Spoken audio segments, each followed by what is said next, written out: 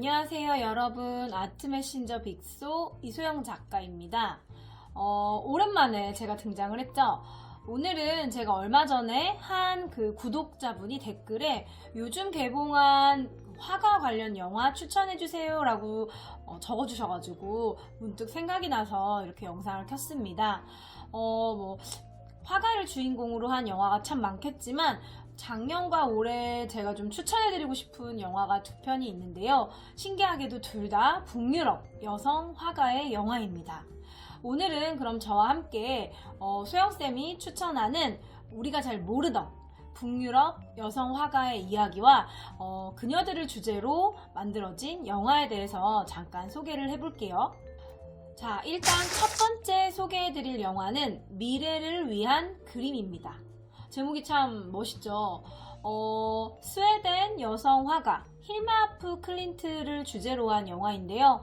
저도 사실 이 화가를 너무 좋아해가지고 원래 마이애미 아트바젤을 갔다가 뉴욕이 정말 멀잖아요. 근데 뉴욕에서 구겐하임 뮤지엄에서 이 작가의 전시를 했는데 이게 너무 보고 싶은 거예요. 사실은 그래서 바로 한국에 오는 게 훨씬 더 편한데 이 비행 일정은 마이애미에서 뉴욕까지 갔다가 들려서 전시 보고 한국을 왔던 경험이 있습니다. 제가 제 책 나를 행복하게 하는 그림에도 잠깐 소개를 한 적이 있었고 블로그에도 소개를 한 적이 있는데 우리가 흔히 유럽의 추상화가 하면 칸딘스키, 몬드리안을 많이 떠올리는데요. 이 칸딘스키와 몬드리안보다 더 빠른 시기에 추상을 한 여성 화가로 뒤늦게 재조명이 됐어요. 그래서 실제로 뉴욕의 구겐하임 뮤지엄에서 전시하기 전에 영국의 서펜타인 갤러리에서도 전시를 했었고 또 저 같은 경우는 2017년에 북유럽 여행을 막 다니다가 뮤지엄에서도 많이 봤었고 아크네 스튜디오랑 콜라보 한 것도 좀 봤던 기억이 있어요. 근데 이 힐마 아프 클린트에 대한 영화가 미래를 위한 그림으로 작년에 이제 개봉이 되면서 어쩌면 보신 분들도 있고 아직 못 보신 분들도 있을 것 같아서 작가에 대한 설명과 또 간단한 영화 소개 함께 해보도록 하겠습니다. 우리는 그림을 볼 때 최대한 그림 속에서 작가가 주는 힌트를 찾으려고 노력을 합니다. 어떤 그림은 그림이 주는 힌트가 너무 확고해서 우리를 그림 속으로 걸어 들어가게 하고 어떤 그림은 아무리 봐도 수수께끼 같아서 그림 곁에서 서성거리게 만듭니다. 누군가를 그리워하는 마음, 어디론가 떠나고 싶어하는 마음, 이런 보이지 않는 마음을 그린다면 어떤 모습일까요?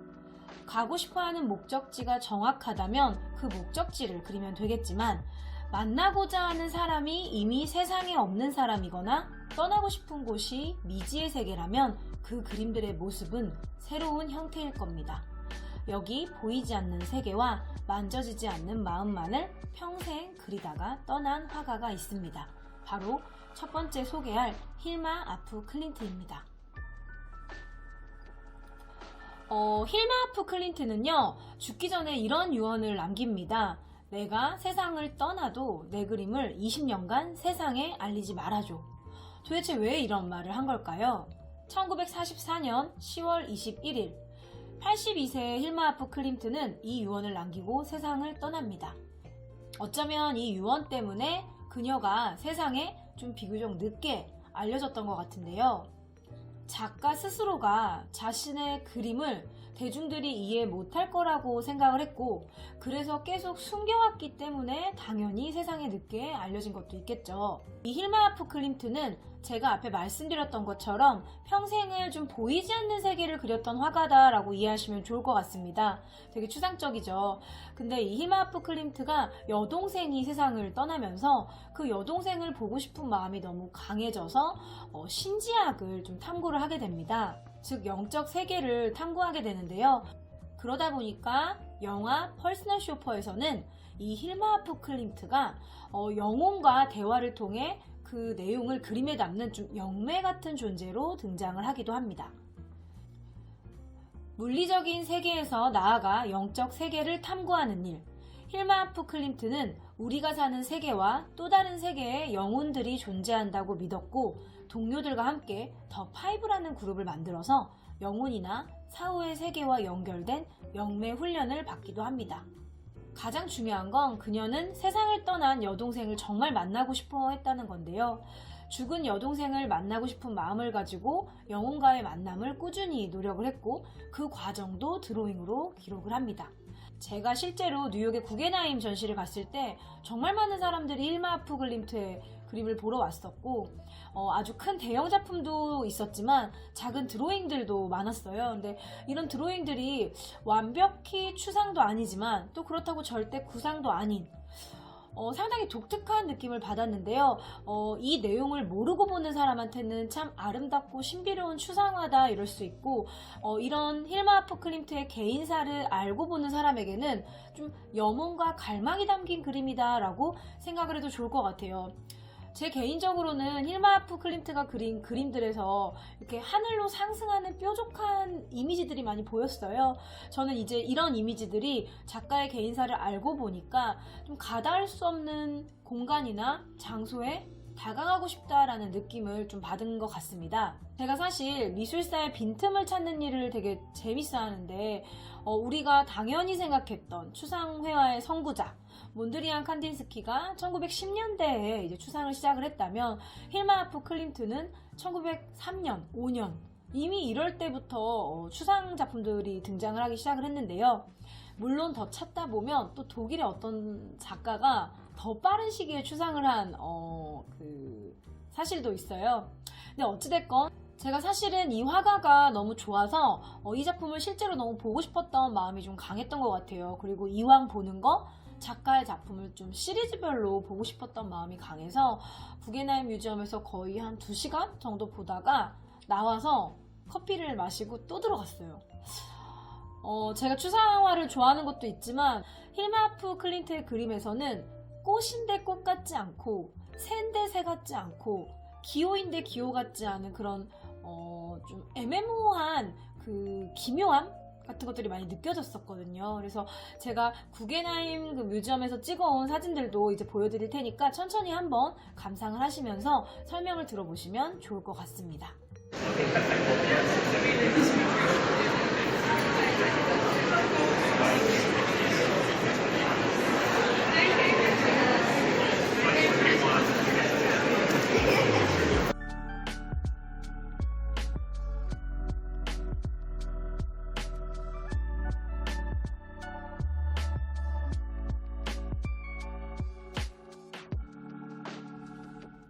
힐마 아프 클림트의 추상 드로잉은 마치 누군가와 약속을 한 듯이 규칙적이고 균형감이 돋보입니다. 반복되는 원형들, 계단처럼 상승하는 삼각형들이 그 예인데요. 또 꽃이나 물방울 같은 이미지를 도형화시킨 것도 좀 특징입니다. 제가 아까 말씀드렸듯이 다양한 색과 도형과 선을 활용해 도달할 수 없는 어떠한 그 장소까지 끝까지 도달하려는 장면을 그린 것처럼 느껴지기도 합니다. 이 전시가 이제 진행이 되자 영국의 유명한 주간지 이코노미스트는 이 힐마 아프 클림트를 두고 이런 말을 합니다. 이 그림들은 계시다. 끊임없이 보이지 않는 세계를 그리고자 했던 그녀의 마음은 미래를 위한 그림이라는 전시 타이틀로 대표되었습니다. 전시가 이제 2018년에 진행이 됐었고 구겐하임에서 2014년에 이제 아크네 스튜디오와 함께 콜라보를 했던 좀 이미지들을 제가 보여드릴게요. 생각보다 상당히 콜라보한 것도 예쁘게 어울리죠.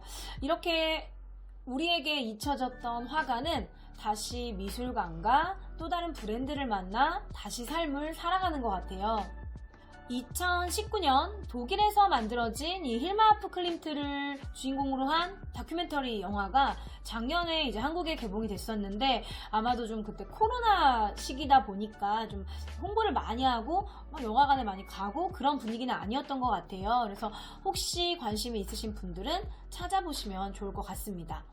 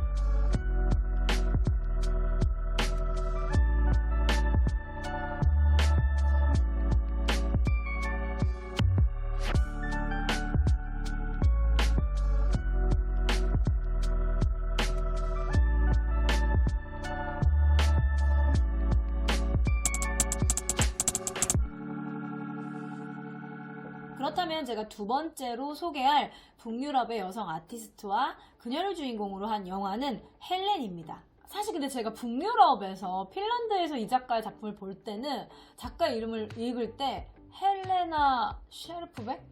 헬렌 셰프백? 막 이러면서 좀 되게 어려웠어요, 이름이. 근데 영화는 헬렌으로 개봉을 했더라고요. 근데 이제 북유럽 그 책을 보면 헬레나 셰르프백, 뭐 헬레나 셰르백 이렇게 표기가 되어 있는 것 같아요. 그래서 그냥 저희는 편하게 이 영상에서는 헬렌이라고 부르겠습니다.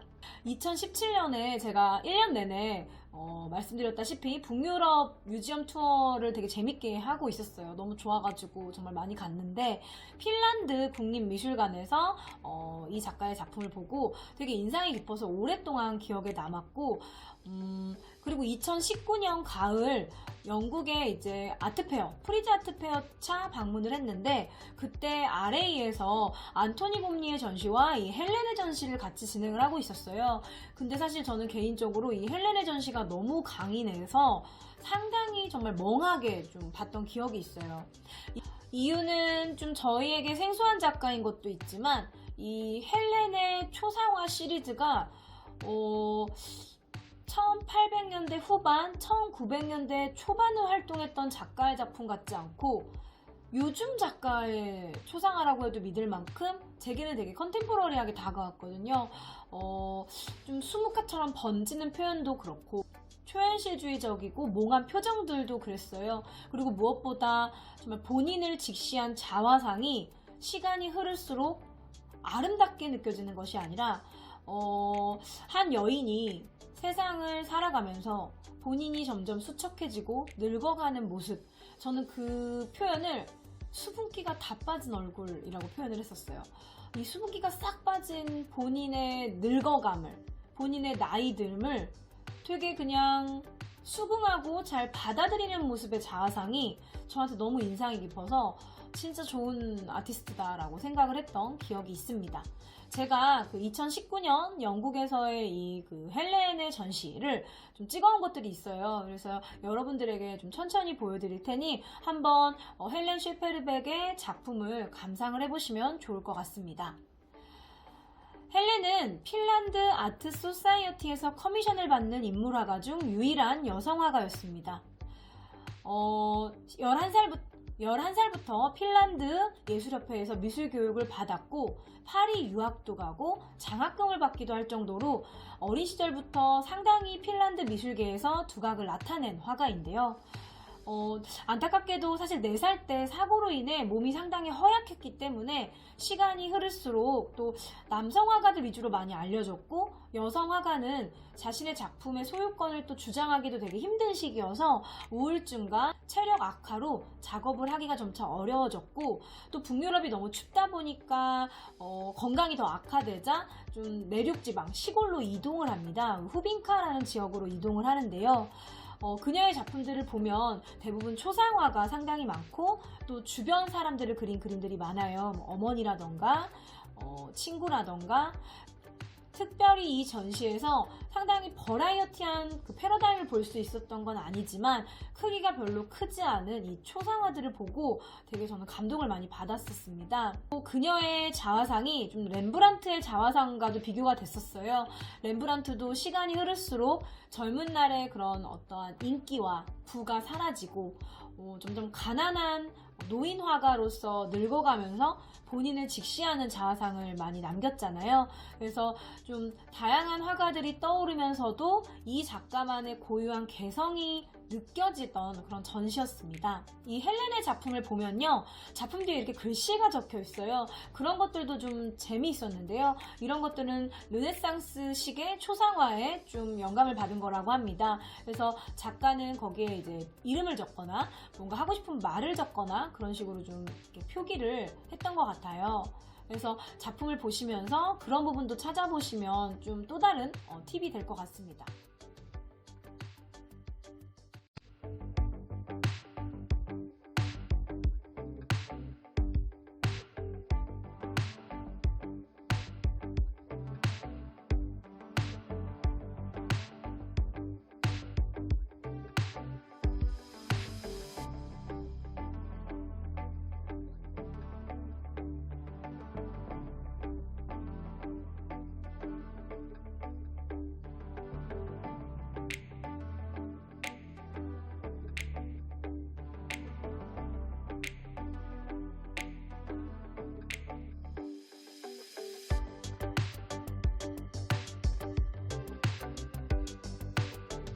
사실 저도 예약을 해놨습니다.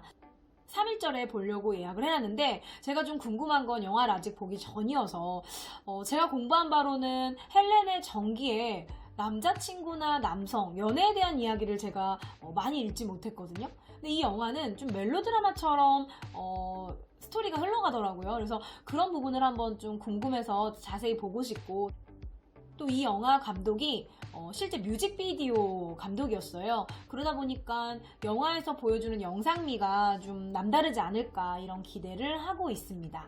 이 영화의 카피를 보면 핀란드의 뭉크다 이런 카피를 또 적었는데, 또 뭉크와의 비교도 생각해보면서 보시면 좋을 것 같아요. 저는 사실 이 헬렌의 작품을 보면서 뭉크를 떠올리진 않았던 것 같은데, 아까 저는 렘브란트가 오히려 좀 떠올랐다고 했잖아요. 이렇게 좀 한 명의 화가를 내 기준에는 누구랑 비교하면서 보면 재밌을까 생각하면서 보는 것도 작가와 좀 친해지는 계기가 되겠죠. 젊은 시절엔 재능이 참 많았지만 많이 알려질 뻔했으나 건강 악화와 가난한 가정 환경 때문에 결국엔 많이 알려지지 못했던 여성화가 헬렌의 이야기를 영화로 만나보면서 좀 보다 많은 분들이 우리가 알고 있는 서양 미술사의 아주 유명한 화가들을 아는 것도 좋지만 숨겨진 여성 화가들에 대해 좀 이해하는 시간이 됐으면 좋겠습니다.